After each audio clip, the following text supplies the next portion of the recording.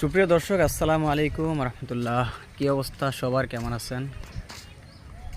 এই যে আমার পিছনে যে ব্যক্তিটা আছে আমার বন্ধু। ঠিক আছে বন্ধু, একটু এদিকে আসো, এদিকে ডান সাইডে আসো। জি বলো। আচ্ছা বন্ধু, তুমি তো পাসপোর্ট করছিলা না বিদেশ যাওয়ার জন্য? হ্যাঁ হ্যাঁ।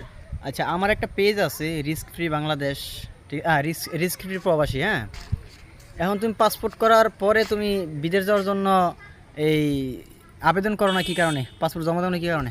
সমস্যা কি? টাকার সমস্যা ছাড়া আর কোনো সমস্যা আছে? আচ্ছা, টাকার সমস্যা। টাকা না, তুমি কোথা থেকে ম্যানেজ করার কথা ছিল? তোমার আব্বা আম্মা না কিভাবে কি দেওয়ার কথা ছিল? আসলে কি, টাকা নিজের পকেটে না থাকলে হয়তো কোনো কিছু সম্ভব না। পরের পকেটে টাকা রেখে ওইটা নিজের আশা করে কোনো লাভই নেই। তার মানে তুমি বলতেছো তোমার পকেটে টাকা নেই, তোমার আব্বা আম্মা দিতে চাইছিল, এই কারণে তুমি পাসপোর্টটা করছিলা? হ্যাঁ হ্যাঁ হ্যাঁ হ্যাঁ। এখন তো দেখা গেছে টাকা যা ছিল নষ্ট হয়ে গেছে, খরচ হয়ে গেছে। এখন আর ম্যানেজ করা হইতেছে না, বিদেশে যাওয়া হইতেছে না। তো তুমি তো পাসপোর্টটা কয় বছর লাগে করছিলা? 10 বছর? হ্যাঁ হ্যাঁ, 10 বছর। আচ্ছা, 10 বছর লাগে আমার বন্ধু পাসপোর্ট করছে। ঠিক আছে, বিদেশ যাওয়ার জন্য আবেদন করতে চাইছিল।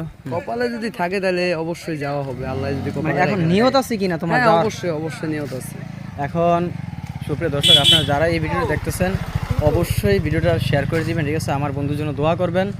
বিশেষ করে সে যেন প্রবাসের স্বপ্ন বাস্তবায়ন করতে পারে, সে যেন প্রবাস যাইতে পারে। বন্ধু কিছু বলো। আর আমার কিছু বলার নাই, এটা আমার আর কিছু বলারই নাই। কপালে থাকলে জামু, থাকলে নাই। দোয়া চাও সবার কাছে। হ্যাঁ, অবশ্যই সবাই আমার জন্য দোয়া করেন। ইনশাআল্লাহ। ইয়ামানিল্লাহ। ওকে, আল্লাহ হাফিজ।